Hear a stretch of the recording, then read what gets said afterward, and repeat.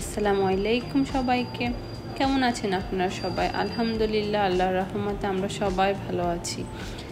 আসলে এই ইভেন্টটা নিয়ে কি বলবো, এই ইভেন্টটাতে সব আনএক্সপেক্টেড জিনিসগুলো হয়ে গেল। একটু পরে আসলে আপনারা দেখবেন যেটা আসলে কখন আমার জীবনে ঘটেনি। এইরকম ইভেন্ট বাঙালির পূর্ণ মিলনী ঈদের ইভেন্ট অনেক হয়েছে, অনেকগুলো অ্যাটেন্ড করেছি, বাট এই ফার্স্ট টাইম আমার লাইফে একটা ঘটনা ঘটে। আপনাদের সাথে একটু পরে শেয়ার করছি। এখানে প্রিপেয়ার করা হচ্ছে যেমন খুশি তেমন সাজার জন্য। আমরা আরও আগে যাই, আসলে এখানে লাঞ্চ টাইম হয়, তারপরে বাচ্চারা কোরআন তেলাওয়াত করে, আর ড্রয়িং কম্পিটিশন ছিল। আমার বাচ্চা তো এখনও খুবই ছোট, ওই জন্য ও কোনো কম্পিটিশনে অ্যাটেন্ড করতে পারেনি। আমার ছেলে অ্যাটেন্ড করতে পারেনি তো কী হয়েছে, তার মা তো করেছে, আর তার মা সেকেন্ড হয়ে একটা গিফটও নিয়ে আসে। আসলে আমি কখনো এক্সপেক্ট করিনি, এটাই আমার জীবনে একটা অনাকাঙ্ক্ষিত ঘটনা। আমি কখনো এক্সপেক্ট করিনি আমি কিছু পাবো। জাস্ট বসেছিলাম বালিশ খেলাতে, বাট আলহামদুলিল্লাহ কীভাবে আল্লাহ লিখে রেখে আমি সেকেন্ড হই। আর এখানে বাচ্চারা আমাদের দেশে যেমন খুশি তেমন সাজা যেই রকম হয়, অনেক ক্রিয়েটিভ তাদের মা বাবা, ইভেন তারা অনেক কিছুই সেজেছিল। এখানে যে স্টেজে আছে ও সেজেছিল টিচার, তারপরে অনেকে সাজে গায়ের বধূ, চুড়ি বিক্রিওয়ালা, অনেক কিছু, আসলে ঘটক, মুক্তিযোদ্ধা। আসলে আমি সবার নাম বলতে বলতে আমার ভিডিওটা অনেক লং হবে, তাই আমি ছোট ছোট সবার ক্লিপ রেখেছি। আর এখানে অনেক আসলে বাঙালি ছিল। আসলে এই টাইপের অনুষ্ঠান হলে বোঝা যায় যে সুইজারল্যান্ডে কত বাঙালি, দেখে ভালোই লাগে। আগে এত বাঙালি ছিল না, এখন আসলে দিন দিন একটু বাঙালির সংখ্যা বেড়েছে। এখানে ফার্স্ট পজিশন যেমন খুশি তেমন সাজায় হয়, এটাকে কি বলে জানি, ডাক পিয়ন। হ্যাঁ, আগের দিনে যেরকম ডাক পিয়ন ইমেল দিত, তারপর সেকেন্ড হয় ফিলিস্তিনি মা, দেন থার্ড হয় মেবি ঘটক। তারপরে এখানে একটা অনেক ইন্টারেস্টিং জিনিস, একটা ড্রামাও হয়, একটু পরেই দেখতে পারবেন, যেটাতে সবাই খুবই এন্টারটেইন হয়। আসলে এরকম ড্রামা অনেক তো বাংলাদেশে পূর্ণমিলনী হয়, বাট এরকম ড্রামা কখনো হয়নি। এই ফার্স্ট টাইম একটা এত সুন্দর ড্রামা হয়েছে। আর ওই দিনের খাবারগুলো আসলে এত মজা হয়েছে, সত্যি আমি সব ভিডিওতে বলি যে খাওয়ার মজা, আসলে খাওয়ারগুলো মজা হয়, কি করতাম বলেন, তাই মজায় বলতে হয়। এখানে আমার ভাই আর ভাবি তাদের বাচ্চারা দেশে ছিল, তাই অনেক মিস করছিলাম তাদেরকে। আসলে আমরা সবাই একসাথে প্রোগ্রামগুলো অ্যাটেন্ড করি, এই প্রথম তাদেরকে ছাড়া কোনো প্রোগ্রাম অ্যাটেন্ড করলাম।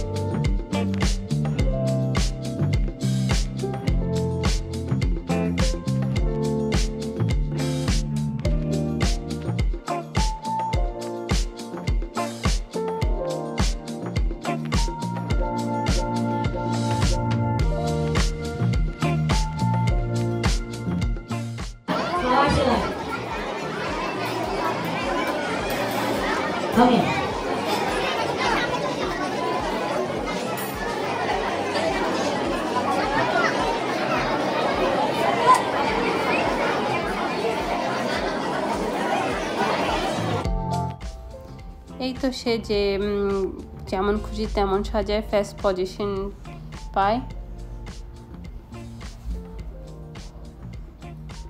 তারপরে কোরআন তেলাওয়াতেও যারা ফার্স্ট পজিশন, সেকেন্ড, থার্ড, তাদের আসলে নাম আমার মনে নেই, বাট গিফটগুলো অনুষ্ঠানের একদম শেষেই পায় সবাই।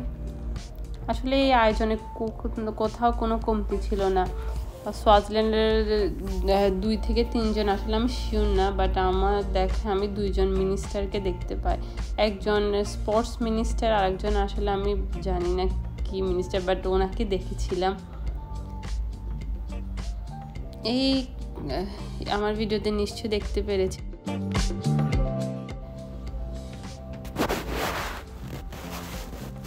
তারপর এখানে নাচের কম্পিটিশন। আসলে আমি গানটা রাখতে পারবো না, কপিরাইট হয়ে যায়। আসলে কপিরাইট এখন এত বেশি এফেক্ট করে, বাচ্চারা কার্টুন দেখলে ওই কার্টুনের সাউন্ড পর্যন্ত কপিরাইট হয়ে যায়। তা আসলে আমি গানটা রাখতে পারবো না। আপনারা বুঝে নেন, একটা বাংলাদেশের গান। বাচ্চারা মাশাআল্লাহ খুবই ভালো নাচে, বাইরের দেশে থেকে এত সুন্দর প্র্যাকটিস মাশাআল্লাহ খুবই।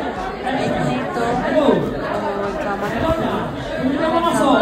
ফুল ড্রামাটা আমি রাখতে পারবো না, কারণ অনেক লং। এই এত লম্বা ভিডিও আপনারা কখনোই দেখবেন না, আমি জানি, কারণ এখনকার জীবন এত ব্যস্ত আমাদের সবার। এখানে আপনাদেরকে আমি মেইন কাহিনীটা বলে দিচ্ছি। এখানে একজন প্রবাসী স্বামী তার স্ত্রীর সাথে কথা বলছে। তার স্ত্রী শুধু ডিমান্ড করেছে। আসলে এইসব কাহিনী আমরা বাস্তবে অনেক দেখি, শুনি নিউজে। ওরকম টাইপের একটা কাহিনী এখানে অনেক ধরনের নিউজটা আসে, তারা আমাদের দেশের কালচার সম্বন্ধে জানতে পারবে, বা প্রবাসে যে মানুষগুলো কত কষ্ট করে ওগুলোও জানতে পারলো।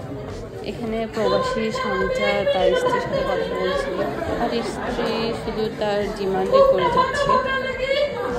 যাই হোক, প্রবাসে স্বামীরা যারা থাকে তাদের আমার মনে হয় যে খুবই নরম হয়, স্ত্রী চায় সবই দিয়ে দেয়। এখানে একটা iPhone 15 Max পর্যন্ত ডিমান্ড করে। স্বামীটা একটু কষ্ট হলো, বাট বলেছে দিবে। তারপর স্ত্রী আসলে ওই ফোনটা নিজের জন্য, আসলে তার বয়ফ্রেন্ডের জন্য। একটু পরে আপনারা দেখবেন বয়ফ্রেন্ড আর মেয়েটা মিলে কত ড্যান্স করে।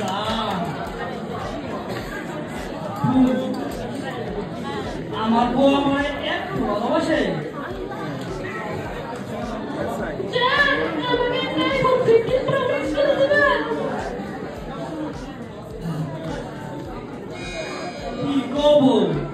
আমার যে বেতন, তারপর তুমি যখন চাইছো নাই দেখি আমি কিছু চাইলে তো তোমার টাকা থাকে না, টাকা লাগতো না। না না না রাগ করো না, আমি যেভাবে পারি বয়ফ্রেন্ডটা আর বউটা মিলে ঘোরা গানে ডান্স করে। আসলে কখনো দেখিনি ডান্সটা। আর যে বউ সেজেছে আসলে ওরা একজন পুরুষ ছিল।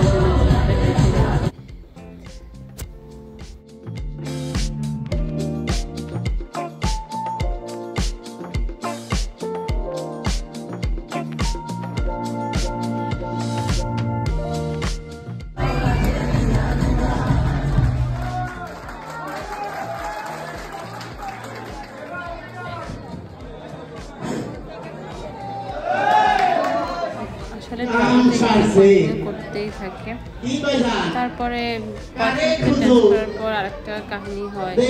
আসলে মেইনলি সব কাহিনীগুলো প্রবাসী জীবনের কাহিনীগুলোই কত কষ্ট করে, তারপরে কষ্ট করে ইনকাম করার পর আবার রবারি হয় কয়েক বছর আগে হাজবেন্ডের লুটিং হয়, ওগুলাও আসলে উঠে ধরে। সবকিছু মিলে ওভারঅল ড্রামাটা ভালোই ছিল। আপনারা এখানে একটু সে আমাকে এখানে দেখে বলতে বলছে কাম ছাড়ছে তাছে কেডা বিধি না পেড়া না না সে সুন্দর কেমন আছে না ভাই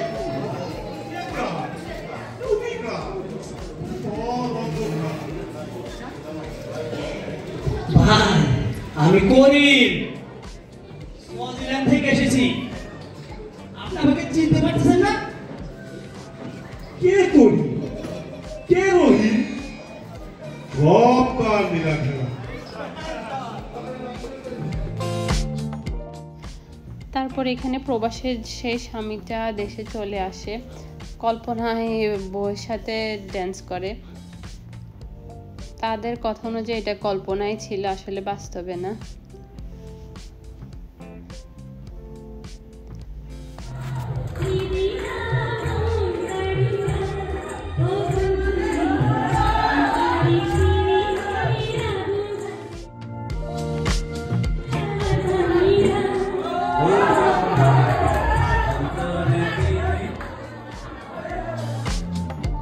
আপনাদেরকে কমপ্লিটলি সবারকে দেখিয়ে দিই যারা ড্রামাটা করেছিল। আসলে খুবই লং ছিল, বাট ভালোই, খুবই এন্টারটেইন করেছিল, মজা ছিল। আর এখানে ছিল যারা ড্রামাটায় অংশগ্রহণ করে। তারপর আমরা চলে যাই আমার ফেভারিট জিনিস ছিল, যেটা ছিল বালিশ খেলা, যেটাতে আমি সেকেন্ডে আপনাদেরকে অলরেডি একবার বলেছি। আসলে এখানে ভিডিও করা হয়নি, আমি ভিডিও করি। তারপরে পুরুষরা লাঠি খেলা দেয়, ম্যারিডরা এক সাইডে আর আনম্যারিড এক সাইডে। আসলে এখানে গিফট কিছুই পায় না, জাস্ট ফানের জন্য খেলা হয়। তিনবার যারা ম্যারিড তারাই আসলে জিতে।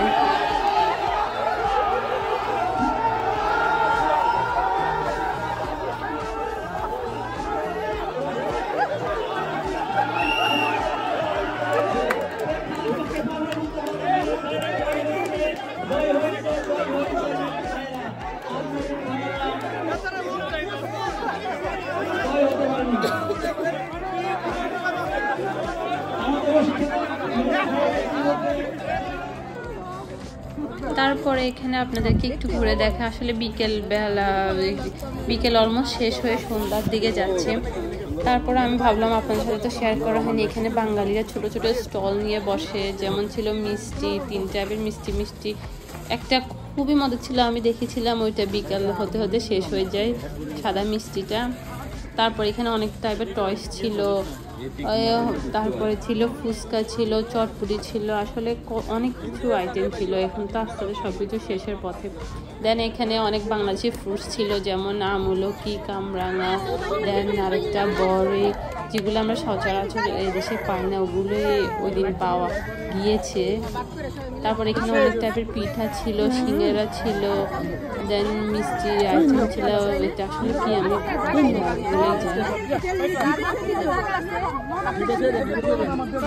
তারপরে ছিল চিতই, তারপরে ছিল বুট, চানা বুট, সালাদ, দেন ঝালমুড়ির আইটেম ছিল। তারপর চিতই পিঠা ছিল, দুধ দিয়ে রান্না করা, কফি, চা, আসলে কি নামে ওইটা বলতে হবে। তারপরে ছিল এখানে ডাব, আর এখানে পিঠাগুলো সত্যি খুবই মজার ছিল।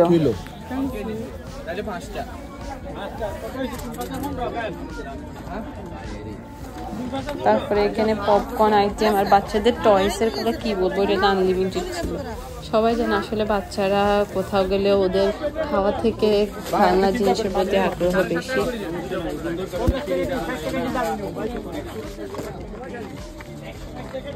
তারপরে এখানে আস্তে আস্তে ইভেন্টটা শেষ হয়ে যাচ্ছে, সবাই র্যাপ আপ করছে।